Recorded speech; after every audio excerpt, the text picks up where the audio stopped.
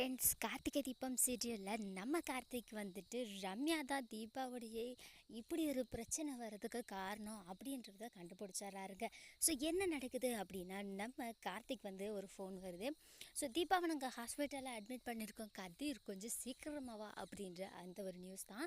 So இந்த நியூஸை கேட்டு கார்த்திக் வேகமாக வந்துட்டு ரம்யாட்ட பெர்மிஷன் வாங்கிட்டு போயிட்டு வராங்க. நம்ம ரம்யா என்ன நினைக்கிறாங்கன்னா, கார்த்தி நீங்கள் இப்போ மட்டும் இல்லை, இனிமேல் எப்போவுமே பெர்மிஷன் வாங்கிக்கிட்டே தான் இருக்கணும். ஏன்னு தானே கேட்குறீங்க? அதுக்கு காரணமே நான் தான். உனக்கு அடுத்தடுத்து பிரச்சனைகள் வந்துக்கிட்டே தான் இருக்கும் அப்படின்ற மாதிரி ரம்யா மனசுக்குள்ளார ஒரு வில்லத்தனமாக யோசிச்சுக்கிட்டு இருக்காங்க. அண்ட் நெக்ஸ்ட் என்ன நடக்குது அப்படின்னா, ஹாஸ்பிட்டலுக்கு போகணுன்னு என்ன நடந்துச்சு அப்படின்ற எல்லா விஷயத்தையும் சொன்னோன்னே கார்த்திக்கு பயங்கர ஷாக்கு.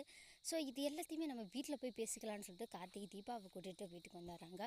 ஸோ டாக்டர் என்ன சொல்கிறாங்கன்னா, அவங்க டிப்ரெஷனாக இருக்கிறதுக்கு ஏதோ ஒரு விஷயம் செயற்கையாக நடந்திருக்கு. ஸோ அது என்ன நீங்கள் முடிஞ்சால் கண்டுபிடிங்க கார்த்திக் அப்படின்னு சொல்லியிருக்காங்க.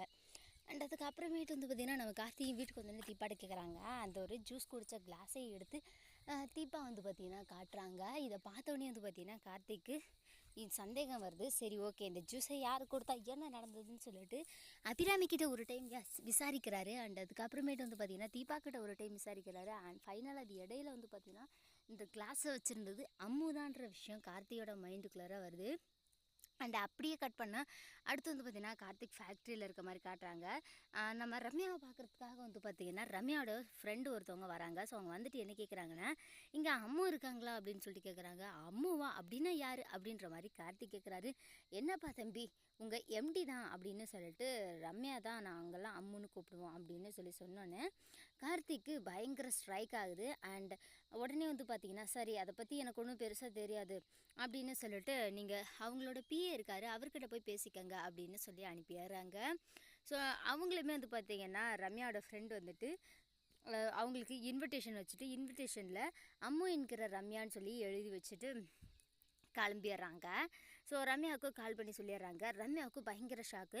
ஐயோ, இதை மட்டும் கார்த்தி பார்த்துட்டான்னா கண்டிப்பாக பெரிய பிரச்சனை ஆகிடுமே, இப்போ நம்ம என்ன பண்ணுறது அப்படின்னு சொல்லி பயங்கரமாக வந்து பார்த்திங்கன்னா வேகமாக வண்டி எடுத்துகிட்டு வந்துட்டுருக்காங்க, கார் எடுத்துகிட்டு ஃபேக்ட்ரிக்கு. அதுக்குள்ளாரையும் கார்த்தி வந்து பார்த்திங்கன்னா வீட்டுக்கு போகிறாரு. ஸோ அங்கே போயிட்டு என்ன நடக்குது அப்படின்னா, ரம்யாவோட கேபினில் இருக்கிற அந்த ஒரு இன்விடேஷனை பார்க்குறாரு. ரம்யாவோடைய கேபினில் இருக்க இன்விடேஷனை பார்த்தோன்னே அவருக்கு இன்னும் சந்தேகங்கள் நிறைய கூடிக்கிட்டே போகுது. அப்புறம் உடனே ரம்யாவோட வந்தோடனே பக்கத்தில் இருக்க ஒரு பாக்ஸை எடுக்கிற மாதிரி பண்ணிடுறாரு. டக்குன்னு ரம்யாவும் உள்ளே வந்துடுறாங்க. என்ன கார்த்தி, இங்கே என்ன பண்ணுறீங்க அப்படின்ற மாதிரி கேட்குறாங்க. அதுக்கு ரம்யா கிட்ட என்ன சொல்கிறாருன்னா, நான் ஒரு பாக்ஸ் எடுக்கிறதுக்காக வந்தேன் மேடம் அப்படின்னு சொல்லிட்டு கார்த்தி வெளியே வந்துடுறாரு. கார்த்திக்கு இப்போது ரம்யா மேலே அடுத்தடுத்து நிறைய